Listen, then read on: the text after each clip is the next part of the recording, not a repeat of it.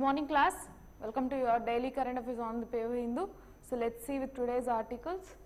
So Northeast gets its first aims and slew of projects. So infrastructure build up in Northeast. So PM inaugurates super specialty hospital, 3 medical colleges in Assam, and says development has becomes impossible when politics of dynasty, regionalism, corruption and instability start to dominate.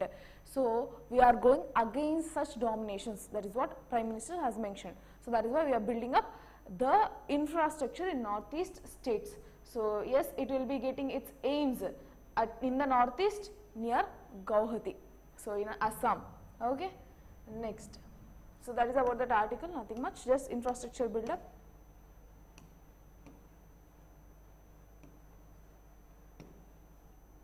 Local articles.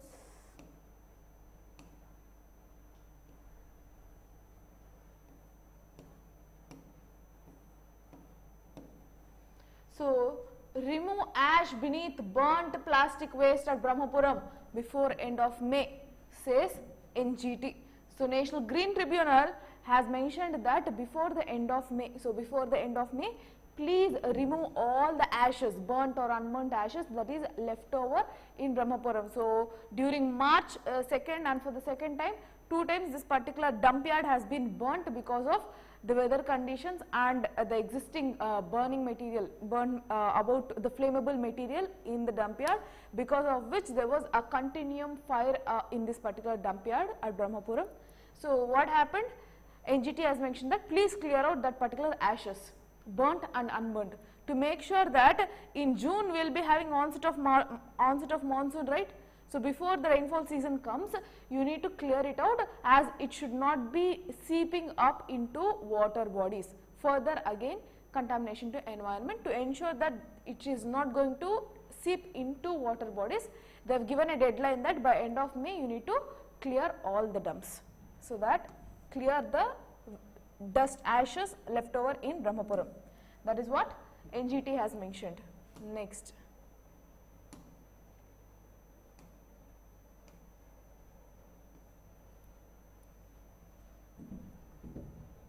So, this is regarding your freedom of speech, important for your polity. So, what is this article about? Culture of forcing silence will destroy democracy, says Kargil.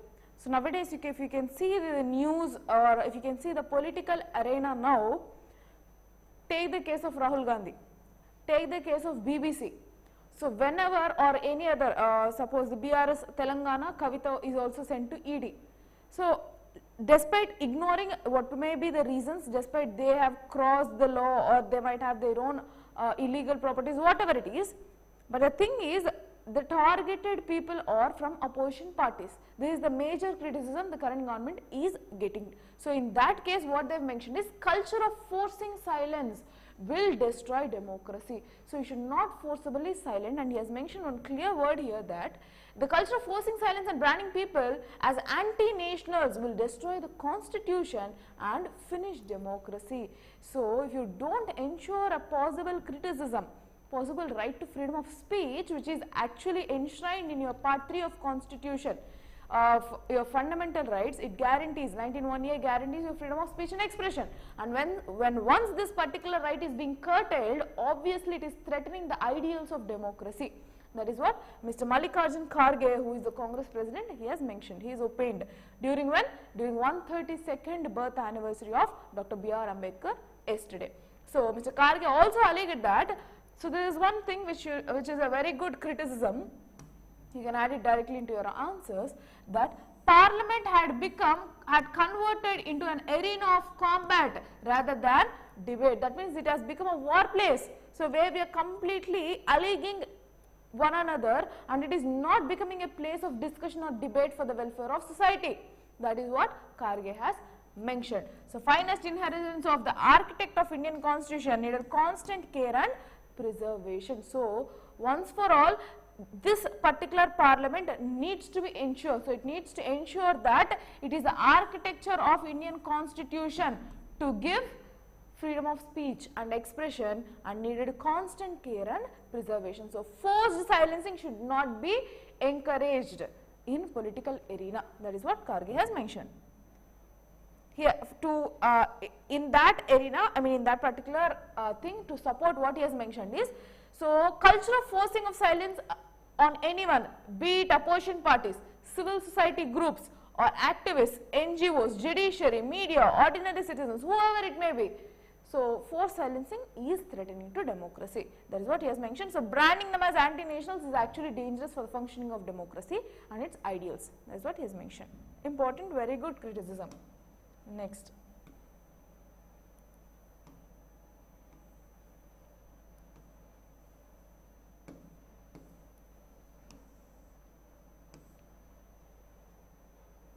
This is also another perspective that will add up regarding mercy petitions. So, for those who are having death sentence, like who are awarded with death sentence, regarding that what Supreme Court has mentioned. Inordinate delay in mercy pleadations benefiting convicts, says Supreme Court. So, what it said is that if at all a particular person is being convicted with death sentence and if they apply for mercy petition, then in that case definitely the Supreme Court or the respective High Court should consider that case at higher priority. So, maybe the first lines of priority, to ensure that there is no proper delay, there is no inordinate delay in giving judgments. If there is inordinate delays, that would benefit convicts. How? They can take advantage of it. So, in that case, they have given one particular case study of a Maharashtra, which is a Bombay High Court, which has delayed one particular mercy petition of Renuka Shinde. She was awarded with this death sentence, but because of inordinate delay for almost like 8 years, see for almost like 7 years and 10 months, without giving any proper explanation, her mercy petition was kept on hold. So, she was not hanged, at the same time she was not even given any other remission of this particular crime, particular death sentence. So, here the Supreme Court has mentioned that whichever the cases that comes as part of your mercy petition, deal it with utmost priority. That is what Supreme Court has mentioned. So, going into the article, Supreme Court has directed states and other authorities not to delay the decision on mercy petitions filed by death row convicts to avoid condemned persons from gaining any advantage of it. Because of the delaying from courts, from judiciary, it is reaping benefits to someone who has committed heinous crimes. So, obviously, we should not be giving such chance. That is what Supreme Court has opined. Fine. Next. Another perspective today. So, Supreme Court Collegium recommends authors of outstanding judgments as Delhi High Courts. For the first time, actually, if we can see for the last month, there was a growing tussle between the Parliament and judicial body, where Supreme Court has been continuously alleging legislature stating that they are delaying their appointments, whereas the Law Minister Riju Kiren has been mentioning that judiciary is maintaining a closed blanket. So, it is clearly maintaining opaqueness in its collegium system's appointments. That is what he has mentioned. So, he has asked what is the eligibility criteria or what is the qualifying matters that you are taking into concern.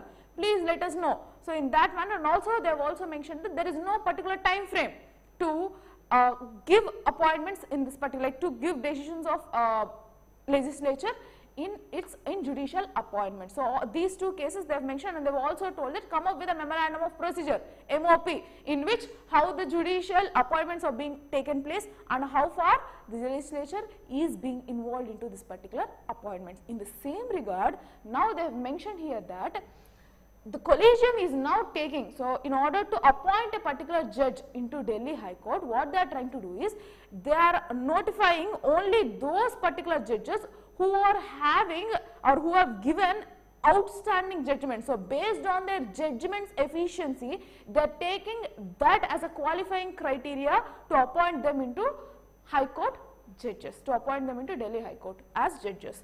So, again new thing. So, we do not know what is their eligibility criteria. They have mentioned that we will be following constitution, they must be citizen of India, they should have this 10 years to be worked as a lawyer or advocate. So, they have their own criteria through constitution, but in what way they are qualified?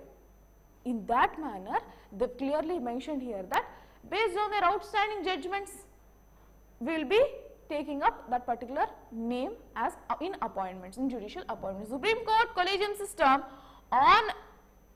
system of judicial appointments is grading the judgments of candidates under its zone of consideration. The best of judgments is given the grade of outstanding and their authors for recommending of judgeships in constitutional courts. So what they have clearly mentioned here is that based on their efficacy in judgments, we are considering that as a qualifying criteria other than the eligibility criteria mentioned in our constitution. So measure is one of the most introduced to bring a new sense of objectivity even as the government has made unprecedented attempts to malign this collegium. So to avoid the interference of government, of parliament into judicial appointments, not complete implements, of course through 3-judge cases president assent is again required for appointment of all these, but choosing of the judges is under the hands of collegium system. Fine. So here they have mentioned that yes, a step-by-step narrative on how these judgments will take place, how these appointments will take place has been mentioned here. So collegium resolutions are now give a step-by-step narrative of the procedure of appointment from starting from the recommendation of candidates named by the respective high court. So first it starts with recommendation of a particular person from high court, and it's to approval to the chief minister and governors to an insight in the remarks made by the intelligence bureau. So once it is transferred to governor, again the insights or investigation bureau will give the opinion about that particular judge. That can be about their personal image or professional image. Both the categories will be considered before the judgment, before the judicial appointments, and integrity to opinions by consulting judges about the person's suitability. So based on there, if that particular person is suitable for that particular post, so that kind of opinion will also be taken into consideration.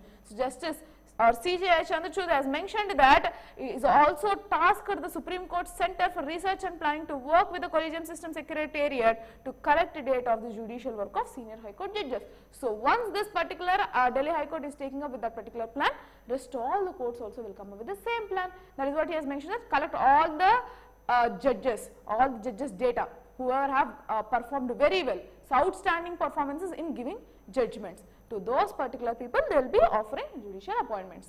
So that is about this article, important. And this procedure has been started, so introduction of such kind of eligibility has started with UU Lalit, ex CJI. So Nisar is a combined satellite program with ISRO, India, and NASA of USA.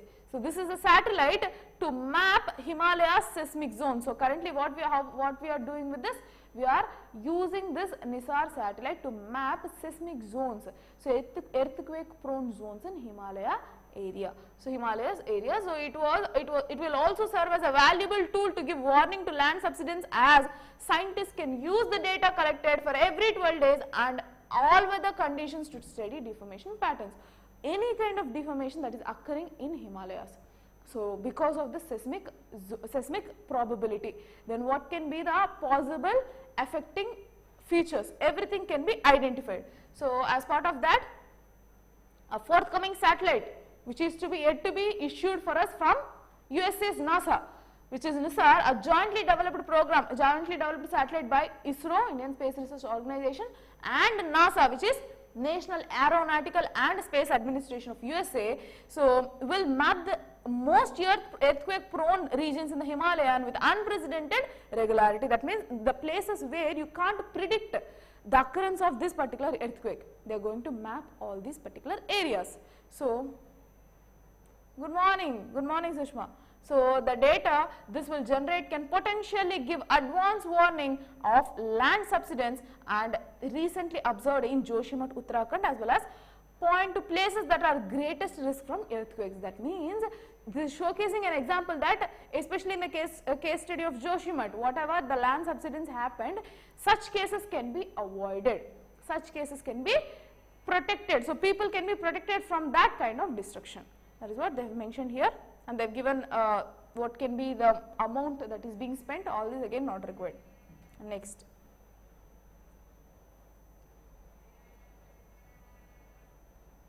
So Home Minister, again important article. So this is again with respect to law making. So lawyers, what is this article? Home Minister to keep a watchdog on government lawyers landing criminal cases. EProsecution is the one they have come up with. So what is this? So towards speedy justice, what government, Home Minister is doing is that they are speeding up towards digitizing justice. How they are going up? Towards speedy justice, what they are trying to do, Ministry of Home Affairs adds new features to e-prosecution. It is already existing and now they have added new prosecution. For this e-prosecution, there is a portal in which streamlining criminal case disposal. Streamlining, so there will be now live disposal of this particular criminal cases. So e-prosecution model, an added feature, is a part of interoperable criminal justice system that enables seamless data transfer among the pillars of criminal justice system. So what is trying to do? It is going to prosecute. So judgments can be done online. So for that they have come up with proper add-on features. So what are those? The module has been implemented in 751 district courts, prosecution district courts, in 153 districts, and the software configuration is in progress and it will be updated in a constant manner. So National Informatics Center is working on integrating the module directly with e-courts to further streamline process. So what they are trying to do? This prosecution, e-prosecution, they are trying to link up with e-courts so that proper justice would be served, right? So sexual assault case, and that too, this is entirely regarding your criminal justice, not civil law. So sexual assault case, investigations are also tracked with the investigation tracking system for sexual offences. So there is a special portal in e-prosecution where they can track this particular sexual offences case. When is the next hearing? If there is any postponement, every detail, and also alarm warning system for that particular judge who is going to take up this particular case. Everything has been improved. So let's see with the article. In an effort to ensure timely disposal of criminal cases, Home Minister, so Ministry of Home Affairs, e-prosecution portal has added new features that will also fix accountability to the government lawyers. The system will send alerts to senior officers whenever a public prosecutor seeks stay in criminal case for more than twice. So what is it trying to do? It is trying to send out alert messages for the senior official if the case is being postponed. So to ensure that there is a speedy justice, if it is postponed for more than twice, obviously it will be notifying to the senior judge. Then they will reduce this particular postponement. Speedy trial, speedy justice, right? So the e-prosecution portal, so the module is part of your ICJS, which is your interoperable criminal justice system that links, enables seamless transfer of data and information among the different pillars of criminal justice, such as, so where are the areas that this ICJS will act upon? Courts, e-courts, police system, jails, forensic science, laboratories, from one particular platform. Everything they have integrated into one particular platform, and the module has been implemented. Again, all these things we have discussed there. So you need to ensure, you need to understand that they are ensuring transparency, they are ensuring accountability, and also speedy and fair trial for criminal issues or criminal cases, right? Next, even e-jails facilities, e-courts, so e-forensics, these are the main pillars. So if you can see here, see for the ICJS, e-courts, e-police, e-jails, e-forensics, e-prosecution, all are these for the pillars of this ICJS. All online portals where you can track everything. Next. So bit more articles today. Let's go. Textiles and apparel exports declined 14%. So yesterday also we have seen that overall the exports have been declined and the imports has been increased. Again, negative trade deficit, negative trade balance. So what happened? The segment contributed 7.95% to the goods export. Only textiles and apparel in the sense clothing, textiles. So your segment, this particular segment industry has contributed to 7.95% of goods exports compared to 9.8% in financial year 2022. So comparatively almost 2% decrease, and the last fiscal year was bad, says Export Promotion Council ED Rajgopal, and while also pointing out that the March quarter in textiles exports crossing 1 billion lends hope for the future. So, overall the exports count is being increased, but in the level of percentage this is decreasing. So, when you compare as part of percentages, the level of exports for textiles and apparel has been continuously contracting. Not continuously, compared to previous fiscal year, it has been contracting. So, if you can see here,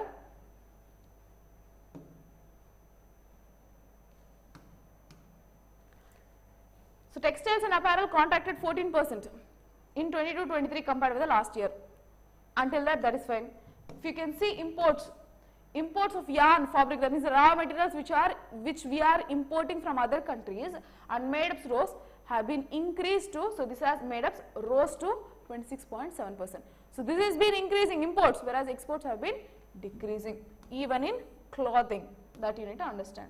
Next, G20 ministers discuss debt distress, Ukraine and other challenges. So what is this article about? Food, energy, insecurity, climate change, recent risks to financial stability. All these were the matters that has been discussed by G20 ministers, finance ministers, okay, on debt distress. That is why Nirmala Sitharaman recently, just before this particular meeting, she went to World Bank and IMF to discuss about all these issues, and further now finance ministers are coming up with this particular discussion. So G20 countries discussed about the debt distress to the poor and middle income countries, challenge to the global economy, including Ukraine, and a raft of issues from cryptocurrencies risk to transparency in international taxation, as groups of finance ministers and central bank governors met on April 12th and 13th. So these are the outcomes. What they have done, they have discussed, obviously first thing will be under the discussion about Ukraine war, that is a main issue for global slowdown, and next coming up with these poor and middle income countries debt distress and how the growing impact of China is on this particular poor and middle income countries, growing footprint of China. Then global issues, what are the global economy challenges in the light of, again in the backdrop of Russia-Ukraine war. So a raft of issues. So cryptocurrency is again an issue. We have come up with one particular law, but still the transparency is not being ensured. In order to ensure, it has to be legalized, it has to be regularized in all the other countries where cryptocurrency is prevalent. That is why they have talked about cryptocurrency and how far this can be taxable, and also taxation. So international taxation, this is what they have discussed about. So this was their second meeting under the year-long G20. So earlier they have met once in Feb, I think Feb or March, and now they are again meeting in April, right, in Bangalore. Fine. Next.